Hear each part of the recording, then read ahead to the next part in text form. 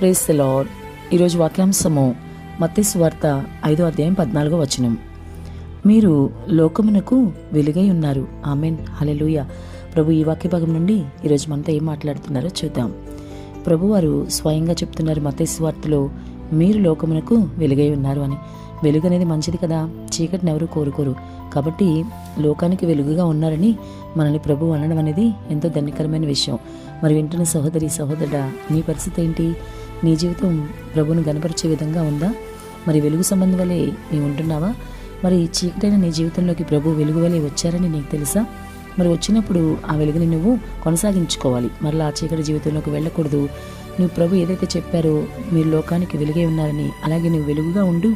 నీ ప్రభు యొక్క మహిమను మరి ఇతరులకి కనపరిచే విధంగా నీ జీవితం ఉండాలి. నీ ద్వారా ప్రభువుకి ఎప్పుడు మహిమ వచ్చే విధంగా ఉండాలి. ప్రభు చేత వెలిగించబడి నీ జీవితం మరి అనేకులకు మాదిరిగా ఉంటుందని నువ్వు గ్రహించాలి. నీ రక్షణ జీవితం అనేకులను క్రీస్తు వైపు తిప్పిపడేదిగా ఉండాలి. కొండ మీద ఉండు పట్టణము మరుగే ఉండనేదని వాక్యం సెలవిస్తుంది కదా. కనుక నీవు నీ ప్రభు ఇచ్చిన రక్షణ దాచిపెట్టకుండా వెలుగు సంబంధమై నడుచుకుంటూ అనేకులకు నీవు క్రీస్తుని ప్రకటించగలగాలి. కేవలం నోటి మాట ద్వారా కాదు, కానీ నీ జీవితం ద్వారా కూడా, వెలుగుమయమైన నీ జీవితాన్ని బట్టి కూడా నీవు అనేకులకు మాదిరిగా ఉండాలని వాక్యం సెలవిస్తుంది. నీ ద్వారా అనేకులు క్రీస్తు వైపు తిప్పబడాలి. నీ రక్షణ సాక్ష్యం ద్వారా అనేకులు క్రీస్తులో సాగాలి. అలాగే నీ మారిన జీవితం ద్వారా అనేకులు క్రీస్తుని తెలుసుకోవాలి. నీ విశ్వాస జీవితం ద్వారా అనేకులు క్రీస్తులో విశ్వాసం ఉంచాలి.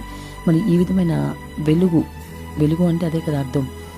చీకటి అంటే పాపానికి సంకేతంగా ఉంది. అటువంటి పాపం ఇక నీ జీవితంలో ఏలుబడి చేయకుండా పూర్తిగా ప్రభుకి ఇష్టమైన విధంగా ప్రభు వలె క్రీస్తు సారూప్యం నీలోకి రావాలి. అనగా అర్థం ఏంటి? ప్రభు పరిశుద్ధుడు కాబట్టి నీవు కూడా పరిశుద్ధత కలిగి జీవించాలి. అప్పుడు ఆయన సారూప్యం నీలోకి వచ్చినట్టు. అట్లా నీవు కూడా వెలుగు సంబంధం వలె ఉండాలి. అందుకే ప్రభు అంటున్నారు, మీరు లోకానికి వెలుగై ఉన్నారని.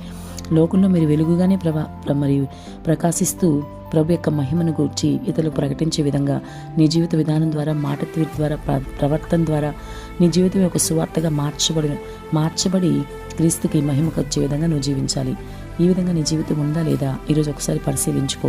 ఒకవేళ లేకపోతే గనక ఇప్పటికీ నీవు క్రీస్తుని నమ్ముకుని ఆయన రక్షకునిగా అంగీకరించిన తర్వాత కూడా అదే చీకట్లో అదే పాపలను కొనసాగుతుంటే ఇప్పుడైనా మార్పు తెచ్చుకో. ఈ వాక్యం నీ వద్దకు వస్తుంది. ప్రభు నీతో మాట్లాడుతున్నారు. ఆయన మాట్లాడుతున్న ఈ సమయంలోనే నీలో మార్పు తెచ్చుకుని ప్రభుకి ఇష్టంగా జీవించు. వెలుగు సంబంధంలే ఉండు. క్రీస్తుకి మహిమ తెచ్చే విధంగా. ఎంతో ఘోర పాపివైన నిన్ను ప్రభు రక్షించుకున్నాడు. కాబట్టి నీ ద్వారా ప్రభు ఎప్పుడూ కనపరచబడాలి. నీ బ్రతుకు చావు అంతా కూడా ప్రభుకి మహిమకరంగా నేను జీవించాలి. మరి అటువంటి జీవితం కలిగి ఉండాలని ప్రభు కోరుకుంటున్నాడు. మీరు లోకానికి వెలుగై ఉన్నారన్న మాట నీ ద్వారా, నా ద్వారా కూడా ప్రభు మరి అది సఫలం చేయాలి. మనం ఎంత మాత్రమూ ఆయనకి అవమానం తెచ్చే విధంగా మనం బ్రతకూడదు. కాబట్టి నీవు లోకానికి క్రీస్తు వెలుగుని నీ జీవితం ద్వారా చూపించగలుగు. ఆమేన్.